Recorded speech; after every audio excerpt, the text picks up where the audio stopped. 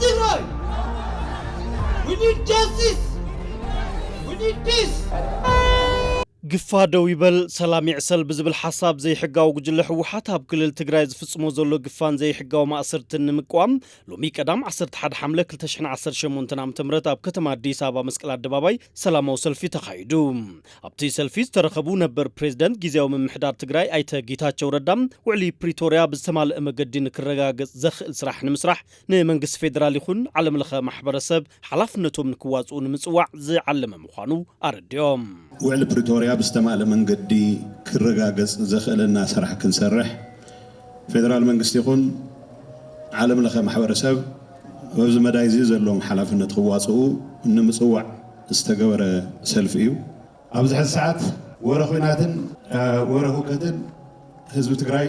ናብ ዝገደለ ሓደጋ ዘውደቀሉ ኩነታት ተፈጢሩሎ ሎሚ ንገብሮ ዘለና ሰልፊ ኣብ አዲስ አበባ ዝነብር ትግራይ ጥራሕ ዘይኾነስ ኣብ ትግራይ ሰላማዊ ዝኾነ መንገዲ ናብራኡ ክደፍእ ስለዘይኻለ ብግፋን ብኻልኦት ናይ ዓፈና ተግባራትን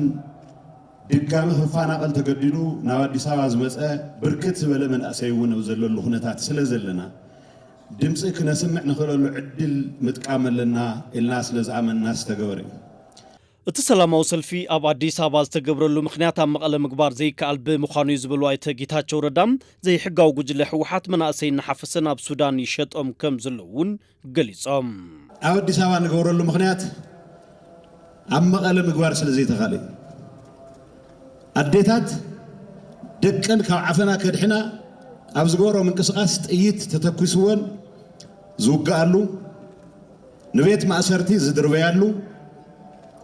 መናእሰይ ከም ጤለበግዕ እናተጎሰሱ ናብ ታዕሊም ካምፕታት ዝዳጎኑሉ እዚ ዘይተቀበለ ናብ እስሪ ዝዳጎኑሉ ኩነታት ተፈጠረላ ትግራይ ልዕሊ ኩሉ ግን ምዕራብ ትግራይ ነፃ ክወፅእ እናበለ ዝፍክር ሓይሊ ምዕራብ ትግራይ ነፃ ክወፅእ ሲትረፍ በዋናነት ተጋደልትና ንወፃኢ ናተሸጡ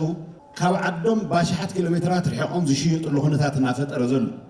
ነዚ ጉዳይ እዚ ዓለም ክሰምዖ ልዕሊ ኩሉ ግን ህዝቢ ትግራይ ይኩንኖ ዘሎ ዝተወደበ መንገዲ ክንቃለሶ ስለዝግበአና ነዚ እውን ድምፂ ክነስምዕ ስለዝግበአና ተፀውዐ ሰልፊ ጉጅለ ሕወሓት ብዛዕባ ተፈናቀልቲ ከም ዘይዓግቦ ዝገለጹ ኣይተ ጌታቸው እዚ ድማ ብዘይ ስኽፍታ ክግለጽ ከም ዘለዎም ሓቢሮም ብዛዕባ ተፈናቀልቲ ምሕሳብ ዘይኾነስ ናቶም ጥቅሚ ክሳብ ዘይተረጋገጸ ምልእቲ ህዝቢ ትግራይ ዋላ ተጸንቂቁ ተተወደ ዘይንታዮም ዝኾኑ ድሕራት ዝፈጠርዎ ሽግር ምዃኑ አንዳዕዴና ክንገልጽ ክንኽእል ኣለና ስክፍታታት ክንወግድ ኣለና ፌደራል መንግስት ብዙቀስ ውቀሰሉ ፌደራል መንግስት ብዙንቀፎ ክንቀፍ ክእለሎ ኣብዚ ጉዳይ እዚ ሕዝውን ተኾነ ፌደራል መንግስቲ ንፃዋፀሞ እንታይ ፈፂምና እንታይ ፈጸምና ንልና ቀልጢፍና ዝዕቅፍ ዘሎ ሓይሊ ተፈናቀልትና መረበቶም ዝብለሱሉ ስሩዕ ምምሕዳር ክፍጠር ዝኽእለሉ መረፃ ዝግበረሉ ኩነታት ንፍጠር ዝብል ግልፂ መትከል ኣሎ እዚ መትከል እዚ ተዘይፈትሽካዮ ናይ ብሓቂ ድዩ ናይ ብሓቂ ናብ ዝብል ትንታነታት ክእቱ ይግባል ሕዝውን ተኾነ እዚ ህዝብና ከም መትሓጃ ሒዙ ናይ ብኩናትን ብወረ ኩናትን ህዝብና ናብ ሓደጋ ይወድቕ ዘሎ ሓይሊ عجب كبال خلله ንምምሕዳር ከተማ አዲስ አበባ ዘመስገኑ ኣይተ ጌታቸው ረዳም ጉዳይ ትግራይ ምፍታሕ ኩናት ምውጋድ ምዃኑን ገሊጾም ብፍላይ ድማ ጸገም ትግራይ ዝፍታሕ ብተጋሩ ምዃኑ አጽንኦት ሂቦም ህዝቢ ትግራይ ኣካል ህዝቢ ኢትዮጵያ ኣብዚ ዝመጽ ዘሎ መንእሰይ ስደተኛ ይኾነ ናብ ዓዱ ስለ ዝመጽ ዘሎ ግን ተፈናቀሊ ንዓበይቲ ማሕበራዊ ሽግራት ይሳጥሓሉ ንዓበይቲ ናይ ናብራ ሽግራት ይሳጥሓሉ ናይ ዓበይቲ ናይ ጸጥታ ሽግራት ይፈጥሓሉ ተወዲብና እዚ ጉዳይ እዚ ክፍታሕ ፌደራል መንግስቱን እኹል ቆላሕታዩ እዚ ጉዳይ እዚ እኹል ትኹረትዩ መንእሰይ ትግራይ ናብ ዓዱ ክሳብ ዝምለስ ናብ መረበቱ ክሳብ ዝምለስ ከማንም ዜጋ ተኸቢሩ ዝነበረሉ ኩነታት ምፍጣር ክሰርሕ ክኽእል ኣሎ በዚ ኣጋጣሚ እዚ ምምሕዳር አዲስ አበባን ከንቲባ አዳነችን ኣብዚ ጉዳይ እዚ ዝጀመሮ ምንቅስቃስ ስለ ዘሎ እግረ መንገዲ ከመስግን ይደልየ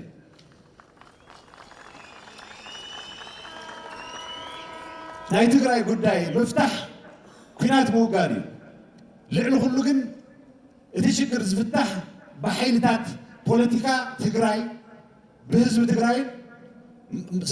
ማእኸል ብዝገበረ ምንቅስቃስ እዩ እዚ ማለት ፌደራል መንግስቲ ዝግቦ ሓላፍነት ክዋፅዓውሎም ማለት ይኾነ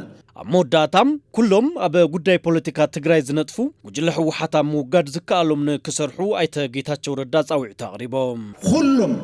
ኣብዚ መዳይ እዚ ዝነጥፉ ሓይልታት ናይዚ ጸላእ ህዝቢ ትግራይ ዝኾነ ሓይሊ ዕድመ ኣብ ምሕጻር ኩሉ ዝከኣሎም እምኒ ክድርብዩ ጻውዒተይ ከቕርብ ደሊ ደገፍቲ ለውጢ ዝኾኑ ኩሎም ኣብ ዲያስፖራ ሲኹን ኣብ ካልኦት ዓለማት ዝርከቡ ኣብ ካልኦት ከባቢታት ዝርከቡ ተጋሩ ይኹኑ ደገፍቲ ትግራይ በዚ መዳይ ዝተጀመረ ቃልሲ ተጠናኺሩ ክቅፅል ንምግባር ኩሉ ዝከኣሎም ከበርክቱ በዘጋጣሚ ጻውዒተይ ከቕርብ ደሊ ከም ኣካል ፌደራል መንግስቲ ናይ ትግራይ ችግር ብሰላም ክፍታሕ ብዝተኻለ መጠን ኣብ ዝሓፀረ ግዜ ናብ ልምዓታ ክትምለስ ዘለዎ ድሌት ብተደጋጋሚና ገለፀ ፀድሒኡ እዚ ተግባራዊ ንምግባር ብዝግበር ምንቅስቃስ ኩልና ዝከኣለና ነበርክት ዕድሜኦም ክሓፅር ኩሉ ክግበር ዝግብኦ ንግበር የቐኒየለይ ሰላም ንትግራይና ዓወት ንህዝብና